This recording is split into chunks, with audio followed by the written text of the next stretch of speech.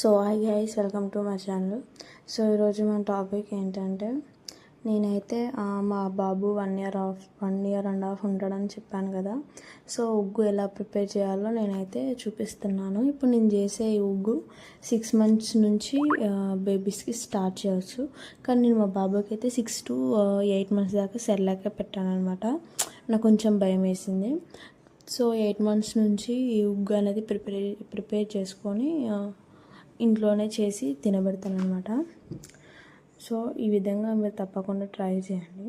So నేనైతే మినప్పప్పు, పెసరపప్పు, కందిపప్పు, ఎర్రపప్పు, కొంచెం శనగపప్పు తీసుకున్నాను. సో ఇవన్నీ ఇప్పుడు నేను చెప్పినవన్నీ ఇట్లా పెసరపప్పు కానివ్వండి, కందిపప్పు, ఎర్రపప్పు, మినప్పప్పు 1 glass తీసుకుంటే శనగపప్పు అనేది దానికి కొంచెం తక్కువ తీసుకోవాలి. ఎందుకంటే కొంచెం అది శనగపప్పు వలన టేస్ట్ ఉంటుంది ఉగ్గు, కానీ కొంచెం తక్కువ తీసుకోవాలన్నమాట. కొంచెం గ్యాస్ ట్రబుల్ అనేది కాదు, సో అందుకనేసి తక్కువ తీసుకోవాలి. సో ఇదైతే కందిపప్పు, నేనైతే అన్నీ పావు కిలో తీసుకున్నాను. శనగపప్పు ఒకటి మాత్రం చిటాక్ తీసుకున్నా. సో ఈ విధంగా అన్నీ నేను మీకు చూపిస్తున్నాను అనమాట. సో నేను ఈ విధంగా అన్ని 1 glass తీసుకున్నాను. ఇంకొకటి ఏంటంటే, ఇప్పుడు మనం అన్ని పప్పులు 1 glass తీసుకుంటాం కదా. ఇప్పుడు మనం కందిపప్పు ఇప్పుడు 1 glass, శనగపప్పు ఇవన్నీ 1 glass తీసుకుంటే బియ్యం 2 glasses పోసుకోవాలన్నమాట. బియ్యం నార్మల్గా అట్లా మన పంట అయినా సరే, లేకుంటే రేషన్ బియ్యంలో అయితే ఎక్కువ ప్రోటీన్ ఉంటుంది అనమాట.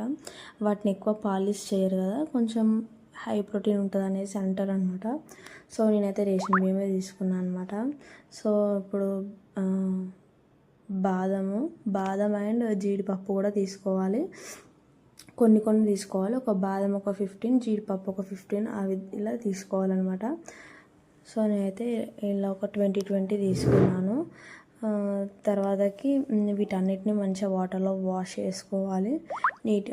బాదం అండ్ జీడిపప్పు వాష్ చేయొద్దు, వాటిని తీసి పక్కన పెట్టి ఓన్లీ ఇప్పుడు మనం పప్పు ఈ బియ్యం ఉన్నాయి కదా, వీటిని బాగా వాటర్లో వాష్ చేసుకోవాలి. వాష్ చేసుకున్న తర్వాతకి ఎండలో ఒక చిన్నది కాటన్ అయినా సరే, టవల్ లాంటిది లేదంటే లుంగి లాంటిది పరిచి ఎండలో వాటిని బాగా ఎండనివ్వాలన్నమాట. ఇట్లా మనం వాటిని ఇట్లా నోట్లో వేసుకుంటే కొరుకుతే ఇట్లా కట్ అనాలన్నమాట.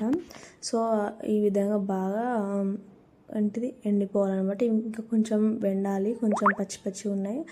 సో అవి ఇట్లా ముద్దలాగా అవుతాయి. వాటన్నిటిని మనం అప్పుడప్పుడు అక్కడిక్కడ అంటూ ఉండాలి. ఆ ముద్దలన్నిటిని విప్పుతూ ఉండాలన్నమాట. సో ఈ విధంగా ఎండబెట్టాలి. సో నేనైతే టేబుల్ పైన మా డాడీది టవల్ లాంటిది ఉంటుంది కదా, సో అది వేసి ఇలా ఎండబెట్టాను అనమాట. సో ఇప్పుడు బాగా ఎండిపోయినాయి. సో మీకు నేను అదే చూపిస్తున్నా.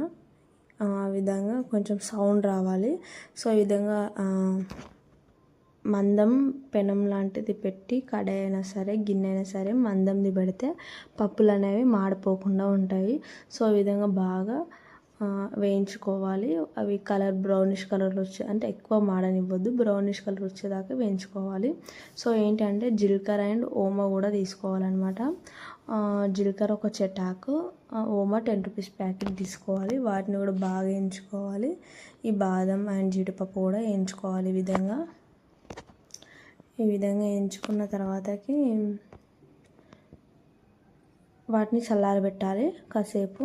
వేడిది మిక్సీకి వేయొద్దు. సో కాసేపు చల్లారబెట్టిన తర్వాతకి వాటన్నిటిని మిక్సీ గ్రైండర్లో బాగా మెత్తగా, అంటే 6 months బేబీస్కి అయితే చాలా మెత్తగా గ్రైండ్ చేసుకోవాలన్నమాట. ఎందుకంటే వాళ్ళకి కొంచెం గొంతులోకి దిగదు కదా. సో అందుకనేసి వాళ్ళకైతే చాలా మెత్తగా గ్రైండ్ చేసుకోవాలి. సో మా బాబు 1.5 ఉన్నా సరే నేనైతే మెత్తగానే గ్రైండ్ చేస్తాను అనమాట పౌడర్ని. సో మెత్తగా గ్రైండ్ చేసుకొని ఇంకా నేను చూపిస్తున్నా. ఇప్పుడు ఒక గిన్నె పెట్టి అది ఉగ్గు ఎలా ప్రిపేర్ చేయాలనేది మీకు చూపిస్తున్నాను అనమాట. సో అందులో వాటర్ పాలు అయితే పాలు కూడా వేసుకోవచ్చు. నేను పాలు అంటే ఎప్పుడన్నా ఒకసారి యూజ్ చేస్తే ఎక్కువ యూజ్ చేయను. సో పాలు లేకుండా ఉండే రోజు అందుకనేసి నేను యూజ్ చేయలేదు. కొంచెం సాల్ట్ వేసినట్టు కొంచెం సాల్ట్ వేయాలి, లేకుంటే గీ ఉంటే గీ కూడా వేసుకోవచ్చు అనమాట. సో నేనైతే గీ వేస్తాను, కొంచెం సాల్ట్ కూడా వేస్తాను. ఎందుకంటే 1.5 year అయిపోయింది కాబట్టి సాల్ట్ వేస్తే ఏం కాదు అనేసి అంటారనమాట. సో 1 year వరకు సాల్ట్ అయితే యూజ్ చేయొద్దు, ఓన్లీ గీ ఒకటే యూజ్ చేయండి. సో ఈ విధంగా కావాల్సినంత పోసుకుంటూ చేతితో పోసుకుంటూ బాగా కలుపుకోవాలి, లేకుంటే అవి గడ్డల్లాగా కడతాయి అన్నమాట. సో అదే చూపిస్తున్నాను మీకు నేను. సో అది మొత్తం బాగా వాటర్లో బాగా ఉడకాలన్నమాట.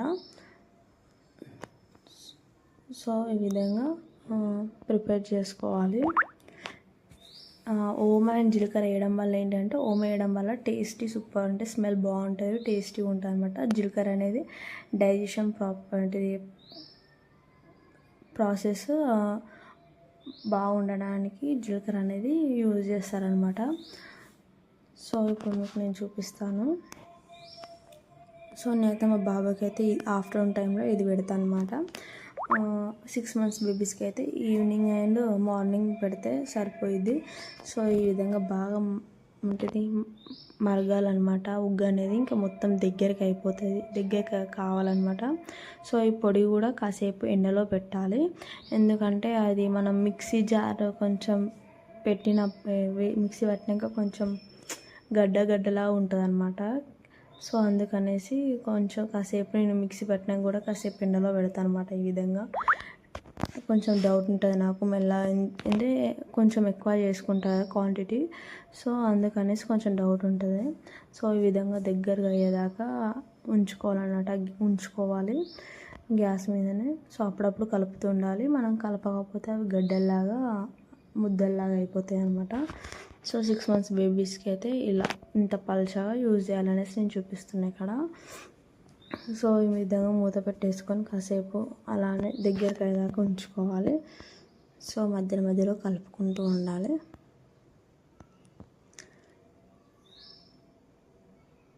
స్మెల్ అయితే సూపర్ వస్తుంది. అవి పప్పులు అవన్నీ ఎంచుతుంటే స్మెల్ అనేది బాగా వస్తుంది అనమాట. తినాలనిపిస్తుంది మనకు కూడా, అంత బాగుంటుంది. సో ఇప్పుడైతే ఉగ్గు అయితే రెడీ అయిపోయింది. ఇప్పుడు మా బాబుకి తినబెట్టి చూపిస్తా చూడండి. చాలా బాగా అంటే బాగుంటుంది టేస్ట్.